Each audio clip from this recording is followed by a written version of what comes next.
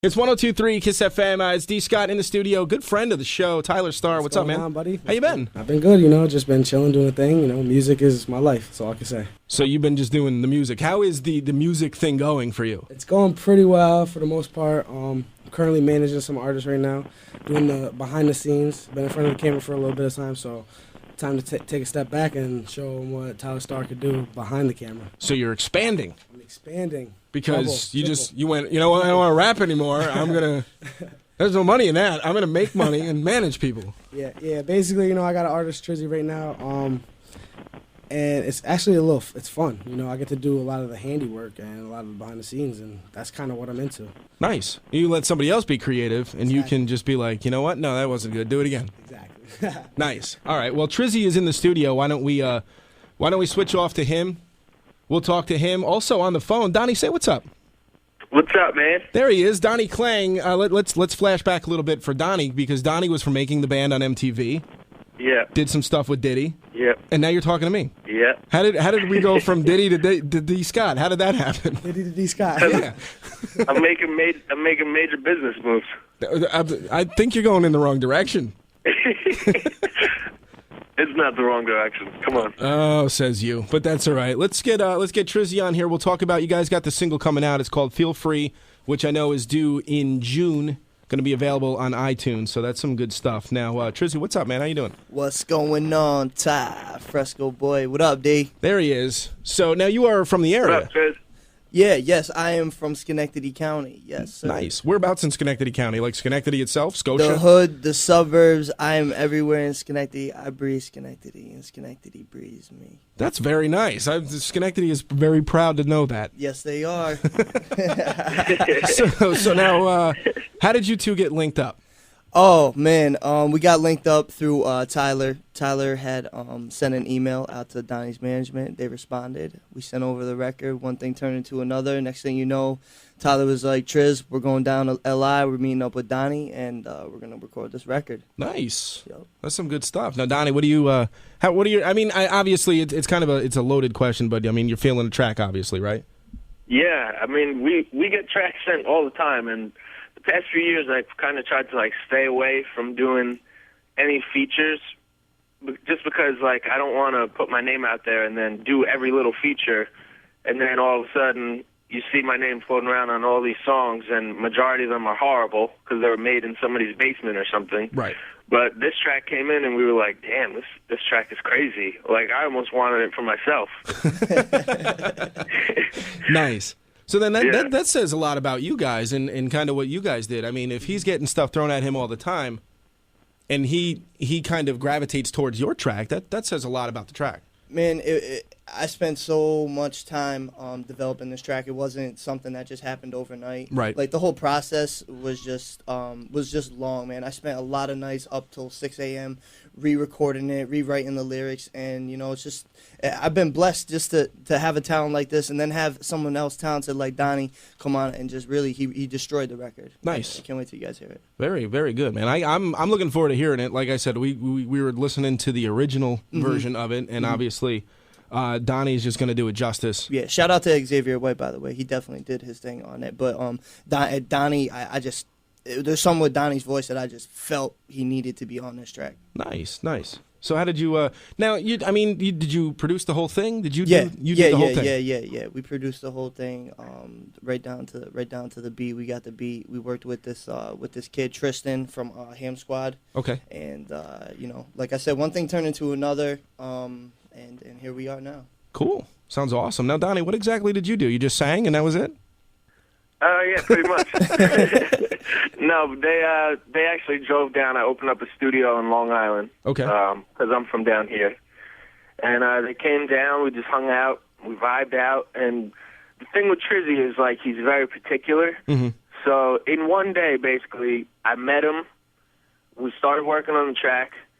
And then he was so particular to the point, we were almost getting in an argument. But then at the end of the day, I see where he's going with his stuff. There's a certain thing that happens with people that are just creative geniuses. Right. That when they step in a room, they know exactly what they want the end outcome to be. So sometimes other people don't see it right away. So by the end of the day, I became like good friends with this dude. The track came out hot. I was able to put my creative influence on it, and then he just twisted it, and then he redid some of his parts, and it just came out crazy. So it's just all about the end product.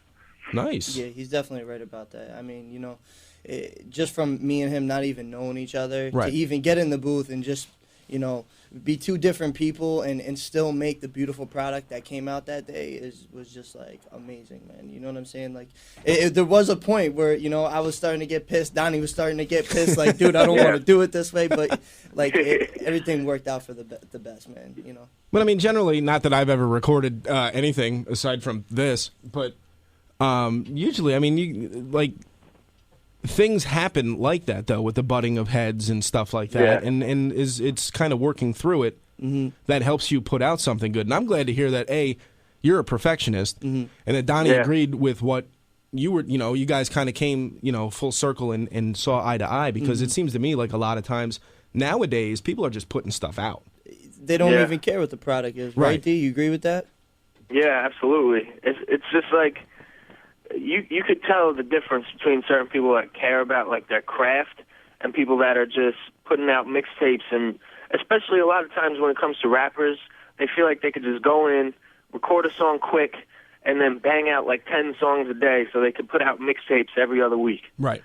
And I feel like that's just, you're not worrying about like the substance to your career and what you want to get out of your music. No, there's a lot of truth to that too, because a lot of people just go in there and it's freestyle and whatnot. You know, put some time into your crafts, man. Make it sound worth listening to. Right, and you can hear that. I mean, you listen to some of these records that come out and you go, man, yeah, like why? Who decided that was a good idea? But then it's also, I mean, nowadays too, there's a lot of the beat's hot, and that's all that matters, and it doesn't really matter what's being said anyway. Where the lyricists and everybody have gone away, and now it's just a bunch of stuff that rhymes, a decent hook, and that's it. So, but that's what we're trying to reinvent. You know what I'm saying? Bring the natural hip hop back. There you go. Talent. You know what I'm saying? I am not mad at that at all. And the kid's got a soulful voice, man. D Klang, shout out Donnie Klang. Kid's soul, man. He got soul. Thank you, man. So, Donnie, besides working with Trizzy here, what else is going on in your world? I've just been working on a new album. We're going to be releasing it through Capitol Records. Okay. So I've been on hiatus for a while because we were trying to get out of our deal with Bad Boy. Okay. Just because, you know, like anytime the artist is also the president of the label, he's going to become the main focus when it's time to put his music out. Right. So when Diddy did the whole Dirty Money thing, basically every other artist on the label just got pushed to the back. Gotcha. So me, my management, my lawyers were going back and forth for a while, and it takes a long time. That's why it's called the music business, because the business half of it is like 90%. And we just went back and forth, and I've been in the studio basically nonstop for the past couple of years since then. And we just got a whole album ready, and we're going to be putting it out through. Actually, it's through 22 recordings, and they have distribution through Capitol Records. Gotcha. Good. Now I know who to request the CD from. Yeah. when it comes out, I will be sending off a letter that I need to send off and go, hey, I need 20 copies of the CD to give away. And we'll have to come through, too. Yeah, absolutely, man. I'd love to have you up here. That'd be awesome.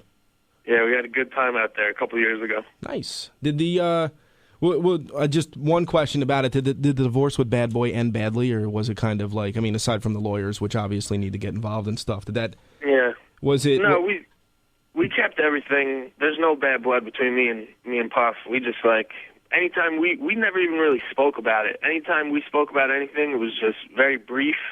And then we just went on to talking about, like, D, you want to come out to the city and party with me tonight? Or nice. Sends me a text like Merry Christmas, something like that. Oh, okay, good. Well, then that's good. That's a big plus. So yeah. So you know, if I could just like say this too, because I know a lot of people. Whenever I see people, like a lot of my diehard fans, my family, everybody's always like, "Oh, Diddy ruined your career. Diddy ruined your career," and I'm like, "No, he didn't. It's just, it's a very tough industry. Like, especially Bad Boy Records. When people get signed to Bad Boy Records, it's so publicly announced that this artist was signed, that artist was signed. So you find out about every single artist that was signed. Right. And then there's like the 5 other major labels, they have hundreds of artists signed to them that don't get released every year. Right.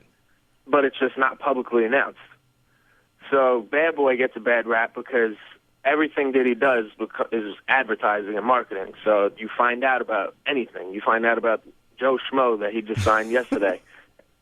So it's tough because this is what happens at every single record label, but Diddy just gets a bad rap for it because it happens so publicly. Right, because he's Diddy and everything. Yeah. He puts everything out there. So, but everything is marketing. Absolutely. Well, listen, guys, thank you so much. It was a pleasure having you guys in here.